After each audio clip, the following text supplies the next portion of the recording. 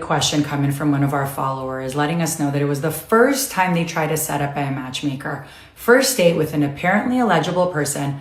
It went so wrong they could feel the disinterest. How do they stay hopeful? Sometimes the hardest dates aren't the bad ones. They're the ones that were supposed to be good. So when a matchmaker tries to set you up, there's this unspoken expectation that this should work.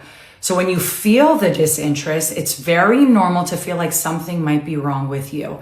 But here's what I want you to remember. One person's disinterest is not a verdict on your value. It's simply data. That's it. A setup isn't a guarantee. It's just an introduction. And chemistry is not something that a resume can predict. And sometimes when you feel the disinterest, what you're actually feeling is a mismatch, and mismatches are there to protect you. So if you're brave enough to try new ways to meet someone, you're already doing it right. Don't let one person's lack of a spark shrink your hope.